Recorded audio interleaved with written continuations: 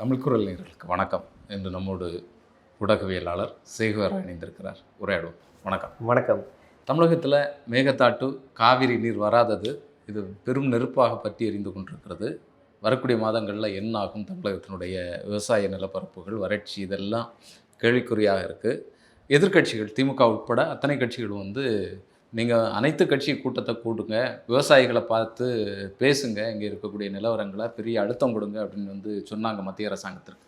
ஆனால் அந்த மாதிரியான எந்த வேலைகளையும் செய்யாமல் ஒரு எம்பி கூட இல்லாத தமிழக வெற்றி கழகம் இன்னைக்கு பாராளுமன்ற உறுப்பினருடைய கூட்டத்தை, அனைத்து கட்சிகளுடைய பாராளுமன்ற உறுப்பினருடைய கூட்டத்தை கூட்டியிருக்காங்க தமிழகத்தில். இதை எப்படி பார்க்குறது? பல கட்சிகள் புறக்கணிச்சிருக்கு, திமுக உட்பட.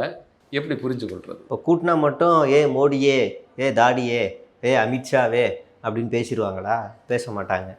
இல்லை தமிழ்நாடு உரிமைகளை இதெல்லாம் தர முடியாது, பாஜகவை கண்டிக்கிறோம்னு அறிக்கை வந்துருமா? வராது.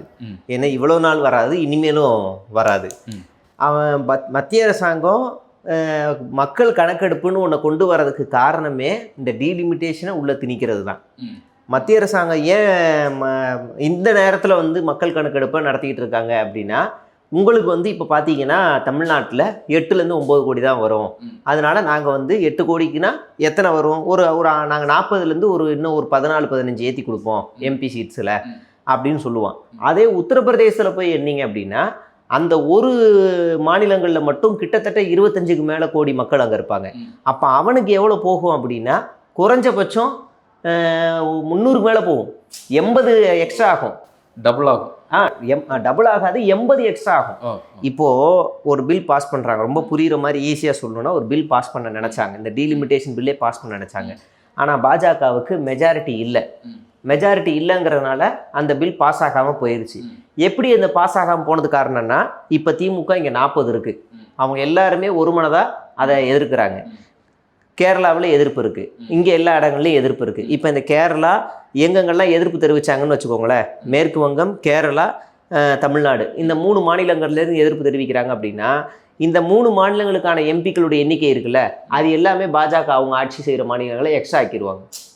அப்போ நீங்கள் எதிர்ப்பு தெரிவித்தாலும் தெரிவிக்கலனாலும், இவங்க என்ன பில் பாஸ் பண்ணாலும், இவங்க என்ன செஞ்சாலும் அது பாட்டுக்கு ஃப்ளோவில் அப்படியே பாஸ் ஆகிட்டு போயிட்டே இருக்கும். இல்லை, இது பாஜக மட்டும் இல்லை, வருங்காலத்தில் எந்த கட்சி நாளைக்கு காக்ரோச் ஜனதா பார்ட்டி வந்தா கூட இது மிகப்பெரிய அபாயம் தானே. இப்ப நம்மளுடைய இதை கேட்காமலே அவங்க ஏதாவது முடிவு எடுத்துட்டு போகலாம், நிறைய பில்லை பாஸ் பண்ணலாம். ஒரு ஜனநாயகமே இருக்காது. ஒரு ஜனநாயகமே இருக்காது. இப்போ தமிழ்நாடு ஒரு மைனாரிட்டி கவர்மெண்ட் மாதிரி, மோடியும் ஒரு மைனாரிட்டி கவர்மெண்ட் தான். நீங்க 2024க்கு அப்புறமா மோடி ரொம்ப அப்செட்டு. அப்போ 2019-14 மெஜாரிட்டியில் ஜெயிச்சவங்க 2024 2 பேரை நம்பி தான் மோடி இருக்காரு. ஒன்று உங்களுக்கு சந்திரபாபு நாயுடு, 2வது நிதிஷ்குமார். இன்னொருத்தரை நம்பி இருக்காரு, எலெக்ஷன் கமிஷன், அவரே நம்பி இருக்காரு. இந்த 2 பேருக்கு மட்டும்தான் மாநிலங்கள்ல அதிக அளவுல நிதி போய் சேரும். மற்ற மாநிலங்களுக்குலாம் ஊர்கா மாதிரி கொடுப்பாங்க. அப்ப இந்த 2 மாநிலங்கள்லாம் இருக்கு இல்லையா, இப்ப இதுதான் இப்ப பிரச்சனையே. நமக்கு இப்ப நம்ம மாநிலங்கள்ல நீங்க எங்களுக்கு எக்ஸ்ட்ரா கொடுக்கறதே எங்களுக்கு பிரச்சனை கிடையாது. இப்ப எங்களுக்கு 40 இருக்கா சீட்டு, நீங்க 54, 58, 60 கூட கொடுங்க, எங்களுக்கு பிரச்சனை இல்லை. ஆனா அதே எண்ணிக்கையில் உத்தரப்பிரதேசில் இருக்கா அப்படின்னு பார்த்தா, நீங்கள் ஒன்றும் இல்லை. இப்போ நம்ம 54 வச்சுக்கோங்களேன், 54 எதிர்ப்பு தெரிவிக்கிறோம், அவன் 80மே ஆதரவு தெரிவிச்சானா நம்ம முடிஞ்சு. நீங்கள் இவ்வளோ பெரிய உரிமையை கொண்டு போகிற தமிழ்நாட்டில் இருக்க ஒட்டுமொத்த எம்பியும் போய் அது வேணான்னு சொல்கிறோம். இந்த திட்டம் எங்களுக்கு வேணாம், நீட்டோ இல்லை வேளாண் மசோதா சட்டாவோ இல்லை சிஏஓ இல்லை டீலிமிட்டேஷனோ எதுவோ நாங்கள் வேணான்னு சொல்கிறோம். 60 பேரும் போய் வேணான்னு சொல்கிறோம். ஆனால் அதை விட அதிகமாக இருக்கிற உத்தரப்பிரதேஷ் 80 வச்சிருக்கான், எக்ஸ்ட்ரா வச்சிருக்கான். அவன் இது வேணும்னு சொன்னான்னா மெஜாரிட்டி படி அவனுக்கு போயிடும். இது நான் உத்தரப்பிரதேசம் ஒன்றை சொல்கிறேன், நீங்க எல்லாத்தையும் சேர்த்து சொல்லணும். ஒட்டுமொத்தமா வட மாநிலங்கள் எல்லாம் பார்த்தாச்சுன்னு சொன்னா இன்னும் அதிகமா இருக்கும். நீங்க குஜராத்ல அதிகமா இருக்கும். அதுக்கப்புறம் அவங்க ஆட்சி செய்கிற பல மாநிலங்கள், கவாத்தி அசாம்ல அதிகமா இருக்கும். இப்படி பல இடங்கள்ல எம்பிக்களோட எண்ணிக்கை அதிகமா இருக்கிறது நமக்கு தான் ஆபத்து. நாமளால நம்ம உரிமையை எதுவும் பேசவே முடியாது. ஆல்மோஸ்ட் காங்கிரஸ் அழிஞ்சு போயிருச்சு பல மாநிலங்கள்ல. அவ்வளவுதான், அவங்களுடைய திட்டங்கள்ல 70% அவங்க வெற்றி அடைஞ்சிட்டாங்க. கோவா, கர்நாடகா, கேரளா கூட இல்லை, கோவா, கர்நாடகா, ஆந்திரா, அப்படியே பல மாநிலங்களில் காங்கிரஸ் அடியோட வேறு அறுத்தாச்சு. மகாராஷ்டிராவிலேருந்து எல்லா இடங்களையும் அறுத்தாச்சு. இப்போ என்ன ஆகுதுன்னா, பாண்டிச்சேரி முதற்கொண்டு இப்போ என்ன ஆகுது அப்படின்னா, காங்கிரஸ் இல்லாத இடங்கள்லாம் பாஜக வலுவாயிருக்கு. இப்போ பாஜக ஆட்சி செய்கிற மாநிலங்களில் மட்டும் தலா 10 எம்பிகளை கூடுதலாக வச்சா கூட எந்த பில்லுக்கும் எதிர்க்கட்சிகள் எதிர்க்கட்சிகள் எல்லா மாநிலங்களும் சேர்ந்து எதிர்த்தா கூட இங்கே பாஜக ஈஸியாக அதை நிறைவேற்றிட்டு போகும். அப்போ அதுக்கு தான் இந்த திட்டத்தை நம்ம எதிர்க்கிறோன்றோம். இந்த திட்டத்தை முத தமிழ்நாட்டில் முதலமைச்சராக இருந்த முத்துவேல் கருணாநிதி ஸ்டாலின் என்ன செய்யறாருன்னா அந்த நகலை அப்பயே எரிக்கிறார். இதுதான் இந்தியாவிலே முதல் எதிர்ப்பு அப்படிதான் எரிப்போம். உன்னால என்ன பண்ண முடியும் பண்ணிக்க. அதுக்கப்புறம் கேரளா எதிர்க்குது. அப்புறம் தமிழ்நாட்டில் இருக்க கூட்டணி கட்சிகள் எல்லாருமே, அப்போதைய கூட்டணி கட்சிகளாக இருந்தவர்கள் எல்லாருமே எதிர்க்கிறாங்க. அதுக்கப்புறமா தான் அது தீயா பரவுது. விஜய் என்ன செஞ்சு கிழிச்சார்? அடுத்த லாஸ்ட் பாயிண்ட், டீலிமிட்டேஷனுக்கு விஜய் என்ன செஞ்சார்? லெட்டர் எழுதினாருன்னு வச்சுக்கலாம், அவ்வளோதான். அதை தாண்டி என்ன செஞ்சாருன்னு எதுவுமே இல்லை. நீ இப்போ இங்கே அனைத்து கட்சி கூட்டம் கூட்டி என்ன செய்ய போறீங்க? நீங்கள் போய் அங்கே போய் உங்கள் ஃபோர்ஸில் யார் வருவா? காங்கிரஸில் ஒரு 9 பேர் இருக்காங்க, விசிகாவில் 2, சிபிஐ போகலன்னு நினைக்கிறேன். அப்படிதான் வெளிப்படையா அவங்க தெரிவிச்ச மாதிரி இல்லையே, அறிக்கை வெளியிட்ட மாதிரி பெரிய இதுவும் இல்லை, எந்த ஒரு இதுவும் இல்லை. பேசணும். இப்போ தேனியில போராட்டத்தில் இருக்கிறார், விவசாயிகளுடைய போராட்டத்தில் இருக்கிறாரு. இங்கே இல்லை, பிரதிநிதியாக அவர் தான் போயிருக்கணும், அவரும் போகலை. அப்போ அடுத்து தேமுதிக அறிவிச்சிட்டாங்க நாங்கள் கலந்துக்கலன்னு. மக்கள் நீதி மையம் ஒன்று இருக்குது, அவங்களும் போகலை. அப்போ இங்கே யார் தான் போயிருக்கா? இவங்க பாமகவும் போகலை, அதிமுகவும் போகலை, திமுகவும் போகலை. அப்போ அதிகமாக மொத்தமாக பாராளுமன்ற நாடாளுமன்ற இருக்கிற எல்லா எம்பிகளோடு சேர்த்தா வெறும் 20 கீழே இருக்கிற எண்ணிக்கையில் தான் இந்த எம்பி கூட்டமே நடக்குது. இந்த கூட்டத்துக்கு இவ்வளோ பகுமானம், இவ்வளோ பில்டப்பு. இப்போ இந்த 10 பேர் சேர்ந்து என்ன முடிவு எடுக்க போகிறாங்கன்னு தெரியல. இல்லை, முடிவு எடுக்கிறது வேற இருக்கட்டுமே.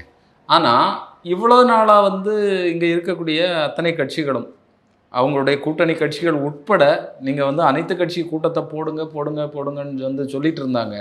ஏன்னா மேகதாட்டு விஷயத்தில் கர்நாடகா மிகப்பெரிய வேலை செஞ்சிட்ருக்கு. அதிரடியாக அதை கட்டுறதுக்கு அது மிகப்பெரிய ஒரு அரசியல், அதை பின்னால் வச்சு பார்த்தாலும் பெரிய அளவுக்கு வேலை செஞ்சிட்ருக்கு. மத்திய அமைச்சர்களை பார்க்குறதுலேருந்து மேகதாட்டு அணை கட்டுறதுக்கு நிர்மலா சீதாராமன் அவர்களை பார்த்து நீங்கள் பொருளாதார உதவி செய்யணும் அப்படின்னு கேட்குறதுலேருந்து, அங்கே இருக்கக்கூடிய ஜல்ஜீவன் அமைச்சர் இதுக்கு எந்த விதமான தடையும் இல்லை, தமிழ்நாட்டையும் பாண்டிச்சேரிட்டையும் அனுமதி வாங்க வேண்டிய அவசியமே கிடையாது அப்படிங்கிறத சொல்கிறது உட்பட இவ்வளோ பெரிய வேலைகளை கர்நாடகா செஞ்சுட்டு இருக்கும்போது தமிழகத்திட்டேருந்து ஒரு மூச்சு கூட வரலையே. ஆமாம்.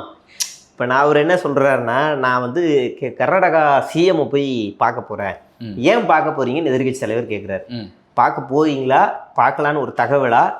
உங்க அமைச்சரே சொல்றாரு எதுவுமே இல்லை அப்படின்னும் போது முதலமைச்சர் சொல்றாரு, அண்டை நாடு பிரச்சனையே உட்காந்து பேசினா தீந்துருது. அப்படி எந்த பிரச்சனை எனக்கு தீர்ந்துச்சுன்னு எனக்கு தெரியல. உட்காந்து பேசி 2 நாடு பிரச்சனை தீர்ந்ததா எனக்கு என்ன தீர்ந்துச்சுன்னு யோசிச்சுக்கிட்டே இருக்கு. இன்னைக்கு வரைக்கும் எந்த நாடும் அப்படி தீர்ந்த மாதிரி எனக்கு தெரியல. ஒரு தத்துவத்தை பேசிட்டு உக்ரைன் ரஷ்யா இன்னைக்கு வரைக்கும் உட்காந்து பேசிக்கிட்டே தான் இருக்காங்களே தவிர முடிஞ்ச பாடல.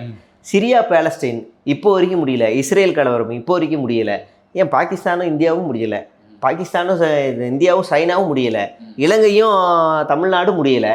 எந்த பிரச்சனை முடிஞ்சிருக்குன்னு தெரியல. இவர் நான் அதனால் நானே போகலான்னு இருந்தேன், அதனால் அவமானங்களை தான் நான் தாங்கிப்பேன். சார், நீங்கள் தனிநபர் கிடையாது, முதலமைச்சருங்கிறவர் தனிநபர் கிடையாது. உங்களை ஓட்டு போட்டு தேர்வு செஞ்சு உங்களை முதலமைச்சர் ஆக்கியிருக்காங்கல்ல, நீங்கள் மக்கள். அப்போ உங்களுக்கு அசிங்கம்னா அது உங்கள் அசிங்கம் கிடையாது, தமிழ்நாட்டு அசிங்கம். நீங்கள் தலையை குனியாமல் இருங்க. அது ஆட்சி முடிஞ்சதுக்கப்புறம் பண்ணுங்கள், இல்லை அதுக்கு முன்னாடி பண்ணிக்கோங்க. இப்போ நீங்கள் மக்கள் பிரதிநிதி, மக்களுடைய சேவகர், வேலைக்காரர், அவ்வளோதான். நீங்கள் போய் அங்கே போய் தலையை குனிஞ்சிட்டு வருவீங்கன்னா அப்போ நாங்கள் எதுக்கு இருக்கோம்? நாங்கள் எதுக்கு உங்களை ஓட்டு போட்டு தேர்ந்தெடுத்தோம்? அதைத்தான் சிபிஎம் அங்கேயே கேட்குது. நீங்கள் மண்டியிடலாம் வேணாம், நீங்கள் முதலமைச்சர் அப்படின்னு அவர் அந்த இடத்துலயே பதிலடி கொடுக்குறாரு. அப்போ இவங்க காவிரி விவகாரத்தில் இப்போ வரைக்கும் என்ன நிலைப்பாடுன்னு தெரியல, வெளிப்படையாகவே தெரியல. அணை கட்ட விட மாட்டோம்னு இவங்க எங்கே கோரிக்கை வைக்கிறாங்கன்னா, கடந்த ஆட்சியை கோரிக்கை வைக்கிறாங்க. கடந்த ஆட்சி தான் தவறுங்கிறாங்க. கடந்த ஆட்சி 1969 அப்படி ஒரு துறையே இல்லை. 69ல் 1969ல் இவர் விஜய் சொன்ன ஒரு துறையே கிடையாது, பொய். 2021 தான் முத்துவேல் கருணாநிதி ஸ்டாலின் அப்படி ஒரு துறையை உருவாக்குனாரு. இவர் 1969ல் அப்படி ஒரு துறை அமைச்சர் அப்படி பேசினாருன்னு இவர் பொய் சொல்லிட்டு இருக்காரு. தந்தையார் தான் அன்னைக்கு அமைச்சர். அதை நம்ம அந்த மாதிரி ஒரு துறையே கிடையாது அந்த நேரத்தில். அந்த நீர்வளத்துக்கு அந்த மாதிரி ஒரு துறையே கிடையாது. இவர் பொய் சொல்லிருக்காரு. அதை ஜெயசிடி பிரபாகர் ரசிக்கிறார் பொய்யை. நீங்கள் நெட்டில் வேணால் சர்ச் பண்ணி பாருங்கள், 1969ல் அப்படி ஒரு துறை இருந்ததா அப்படின்னு பாருங்கள். இப்போ இதில் என்னன்னா, இவங்க ஒரு ஸ்டாண்டே சொல்லலை. அணையை கட்ட விட மாட்டோம், திமுகங்கிறாங்க. திமுக இருக்கும்போது அங்கே ஒரு செங்கலை கூட எடுத்து வைக்க விடலை, போராடிக்கிட்டே இருந்துச்சு. தண்ணி போன வருஷம் வரைக்கும் அந்த தண்ணி இந்த வருஷம் ஏன் வரலன்னு கேள்வி. இப்போ ஆட்சி அதிகாரம் யார்கிட்ட இருக்குது? இப்போ நீங்கள் திமுக குறை சொல்கிறீங்கன்னா போன வருஷம் தண்ணி வராமல் இருந்துருந்துச்சுன்னா ஓகே, போன வருஷமும் வரல இந்த வருஷமும் வரல, அவங்க போன வருஷம் நல்லா பண்ணியிருக்கணும்னு கேட்டிருக்கலாம். போன வருஷம் வந்த தண்ணி ஏன் இப்போ வரல? அதுக்கு பதில் இல்லை. இப்போ டீலிமிட்டேஷனை எப்போ எதிர்க்கணும்? எனக்கு தெரிஞ்சு மே மாதமே எதிர்த்துருக்கணும். மே மாதத்துலேருந்து இப்போ வரைக்கும் தூங்கிட்டு இருந்துட்டு இன்னைக்கு அனைத்து கட்சி கூட்டம் எதுக்கு? இல்லை, இந்த ஸ்டண்டினுடைய பின்னணி என்ன? இங்கே ஏதாவது விஷயத்தை மடைமாற்றுறதுக்கு இந்த வேலையை செய்கிறாங்களா? எல்லாமே இப்போ சட்டமன்றத்துக்குள்ளே பல்பு அடி வாங்கியாச்சு.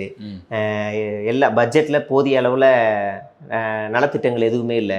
தேர்தல் வாக்குறுதியில் நான் ஆட்சிக்கு வந்து அடுத்த நிமிஷமேனு பஞ்சு டைலாக் பேசினவர் ஒரு வாக்குறுதியை கூட இப்போ வரைக்கும் நிறைவேற்றலை. குறிப்பாக சொன்ன தேர்தல் வாக்குறுதி மட்டும் இல்லை, மக்களுக்கு தேவையான ஒரு நலத்திட்டங்கள் கூட இப்போ வரைக்கும் வந்து சேரவே இல்லை. ஒரு நலத்திட்டங்கள் கூட வந்து சேரலை.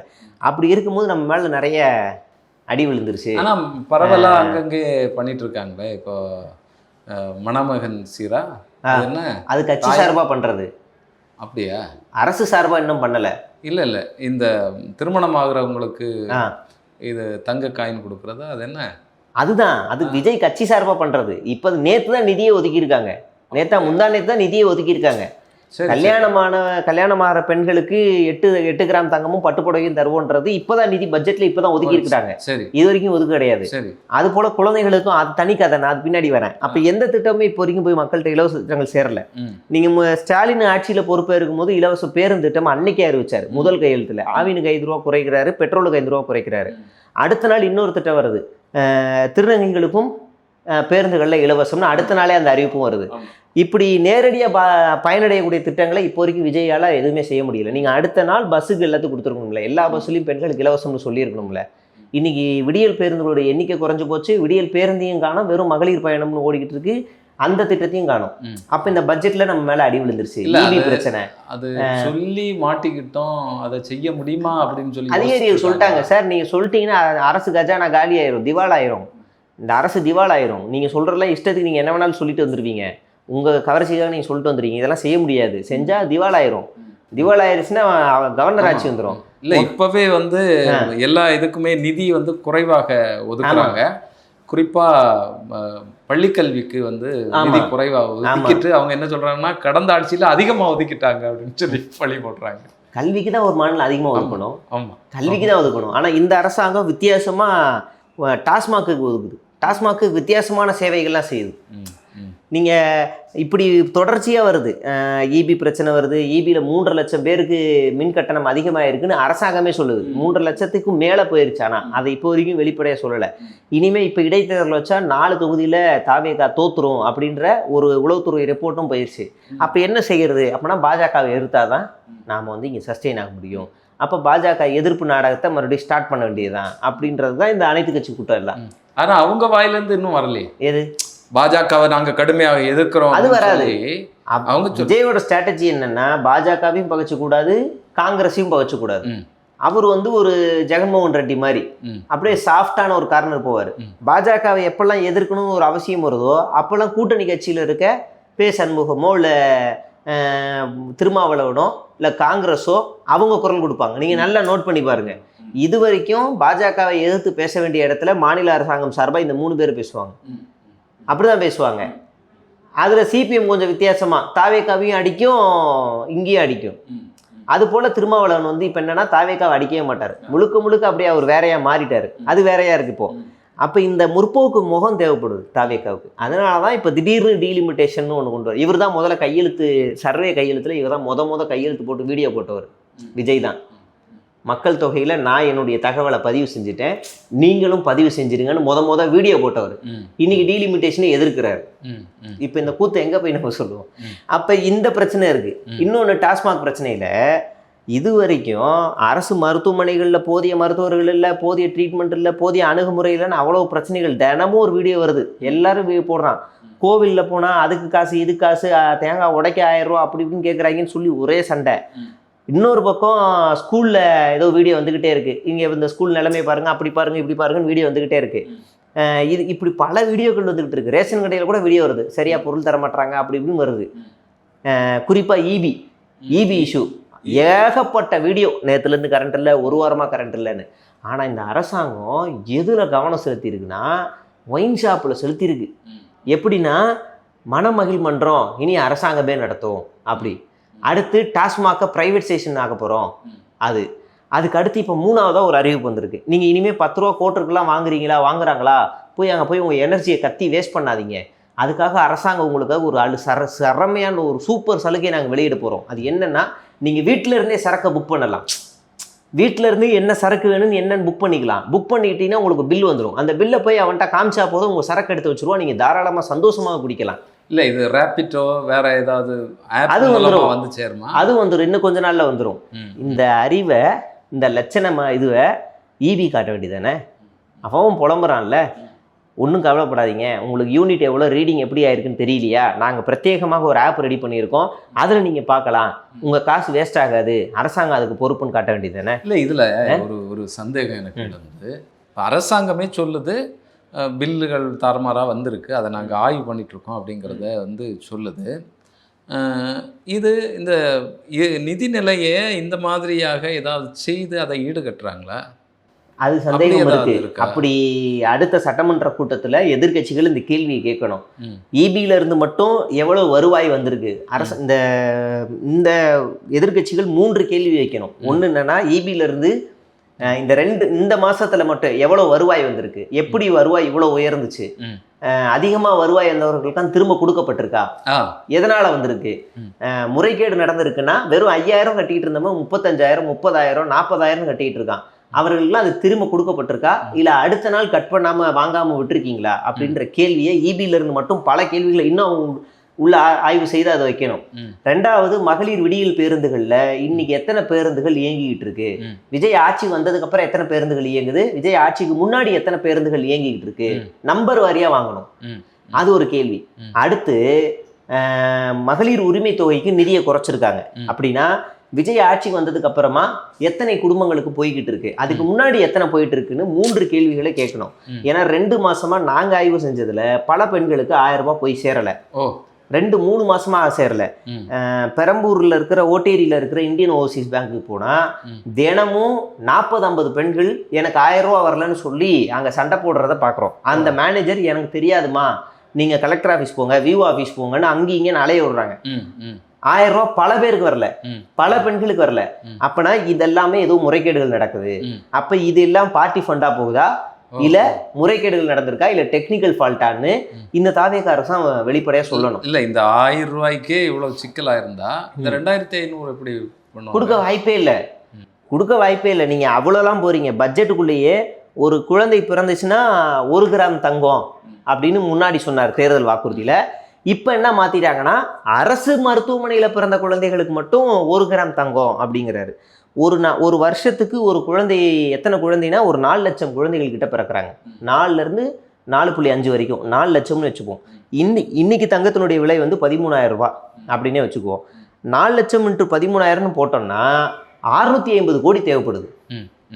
அரசு மருத்துவமனையில் பிறக்கக்கூடிய குழந்தைகளுக்கு மட்டும் 650 கோடி போகுது. ஆனால் இவங்க ஒதுக்குனது 460 கோடி, 560 கோடி. அப்போ 100 கோடி மிஸ் ஆகுது. அப்போ அந்த 100 கோடி எப்படி ஈடுன செய்வீங்க? 2வது, இந்த 13,000 ரூபா 1 கிராம் தங்கம் இதே ரேட்லேயே ஒரு வருஷம் இருக்குமா? அது டெய்லி ஏறுற ரேட்டு. பெட்ரோல் விலை கூட ஒரு வருஷமா ஏறாமல் இருக்கு. தங்கம் அப்படி இல்லை, இன்னைக்கு ஏறும், நாளைக்கு ஏறும், நாளைக்கு ஏறும், நாளை கழிச்சு ஏறும், நாளை கழிச்சு ஒரு 2 ரூபா குறைப்பான். அப்படியே ஏறிக்கிட்டே போகும், லைட்டாக இறங்கும், ஏறிக்கிட்டே போகும், இறங்கும். ஆனால் இப்போ நீங்கள் கணக்கு போடுங்க, போன வருஷம் 1 கிராம் தங்கம் 7,000 சில்லறை 8,000 என்னமோ இருந்துச்சு இந்த மாதத்தில், போன வருஷம். இன்னைக்கு கிட்டத்தட்ட 5,000 ரூபா ஏறி இருக்கு, 13,000 ரூபா ஏறி இருக்கு. அப்போ அதே 5,000 ரூபா அடுத்த வருஷம் ஏறிச்சுன்னா அந்த 5,000 இதில் ஈடுன்னு செய்ய முடியுமா? ஈடுகட்ட முடியாது. அப்போ இது மக்களை ஏமாத்துற திட்டம். பல பேருக்கு இந்த 1 கிராம் போய் சேராது. சும்மா கவர்ச்சிக்கு 100 பேருக்கு கொடுத்து ஃபோட்டோ எடுத்து ஏமாற்ற போகிறாங்க அப்படிங்கிறது நமக்கு பட்டவர்த்தனமாக தெரியுது. அப்படியே திருமணமான பெண்களுக்கு வருவோம். திருமணம்னா ஒரு வருஷத்துக்கு பெண்கள் மட்டும் 4 லட்சம் பெண்கள் திருமணம் ஆகிறாங்க. 4 லட்சம் திருமணங்கள் நடக்குது அப்படின்னா அவங்களுக்கு 8 கிராம் தங்கம், அவங்களுக்கு 8 கிராம் தங்கம் அப்படின்னா இவங்க ஒதுக்கின எண்ணிக்கை வெறும் 800 சில்லற கோடி தான், 837 என்னமோ தான் சம்திங் தான் பார்த்தேன். ஆனால் தேவைப்படக்கூடிய கோடிகள் எத்தனைனா 40,000 கோடி. 800 சில்லறை எங்க இருக்கு, 40,000 எங்க இருக்கு? அதுல சிலரை மட்டும் தேர்வு பண்ணி கொடுப்பாங்களா? ஆமா. அப்போ 8 கிராம் தங்கம்னா 1 லட்சம் ரூபாய் உங்களுக்கு. 8 கிராம் தங்கம்ன்றது 1 லட்சம் ரூபா வருது. 1 லட்சம் ரூபாய்க்கு ஒரு குடும்பத்துக்கும் 1 லட்சம் ப்ளஸ் பட்டு புடவை. நீங்க அதுவும் இதுக்குள்ளதான் வருது. அப்படின்னா இது ஏமாத்துற திட்டமா இல்லையா? ஏமாத்துற திட்டம் அப்படின்னு நம்மளால புரிஞ்சுக்க முடியுது. பேருக்கு ஒரு 10-15 பேர் கல்யாணம் நடத்தி நாங்கள் கொடுத்துருவோம்னு ஏமாற்ற போகிறாங்க அப்படிங்கிறது நல்லாவே தெரியுது. சரி, மறுபடியும் நான் விஷயத்துக்கு வரேன். இன்னைக்கு நடத்தக்கூடிய கூட்டத்தின் விளைவாக என்ன நடக்கிறதுக்கான வாய்ப்பு இருக்குது? ஒன்றுமே இருக்காது. நீங்கள் நாடாளுமன்றத்தில் போய் தமிழ்நாடு சார்பாக பேசுங்கன்னு சொல்லி அனுப்புவாங்க, அவ்வளவுதான். அதை மீறி அதிகபட்சம் அடுத்த ஸ்டெப்பாக என்ன இருக்குன்னா ஒரு லெட்டர் கொடுக்கணும், அவ்வளோதான். விஜய் பாஜக அரசே உன்னை வன்மையாக கண்டிக்குது தமிழ்நாடு, தமிழக முதலமைச்சராகிய நானும் இந்த திட்டத்தை எதிர்க்கிறேன் அப்படின்னு எங்கேயாவது ஒரு ஸ்டேஜை போட்டு போராட்டம் நடத்துவாரா ஸ்டாலின் மாதிரி அப்படின்னு ஒரு கேள்வி. நடத்த மாட்டார். அப்படி உண்மையிலேயே ரோஷம் இருந்துருந்துச்சுன்னா அவர் எப்பயோ இதை செஞ்சுருக்கணும். Too late. இப்போ நடத்தினாலும் நாங்கள் வரவேற்கிறோம், நல்ல விஷயம் தான். பாஜக எதிர்க்கிற அளவுக்கு கொஞ்சம் முதுகெலும்பு நிமிர்ந்திருக்கே அப்படின்னு நம்ம வரவேற்போம். ஆனால் இப்போ இது என்ன நடக்கும்னா எதிர்கட்சிகளை தூண்டி விட்டு நீங்கள் போராட்டம் நடத்துங்க, அவ்வளோதான் நடக்கும். இல்லைன்னா கூட்டணி கட்சிகள் நீங்கள் போய் டெல்லியில் வாய்ஸ் ரைஸ் பண்ணுங்க. ஒரு கூட்டணி கட்சிகள் வெளியில் இந்த கூட்டம் முடிஞ்ச பிறகு என்ன பேசுவாங்க? ஒரு அழுத்தம் இருக்குமா? குறிப்பாக திருமாவளவன் அவர்கள் திமுக இதில் கலந்து கொண்டிருக்க வேண்டும். அவர் ஏற்கனவே சொல்லிட்டார் பாஜக எதிர்ப்புல திமுக தவேகா ஒன்று சேரணும் அப்படின்னு. ஆனால் இங்கே என்ன சிக்கல் அப்படின்னா பாஜக நல்லா ஸ்மெல் பண்ணிருச்சு.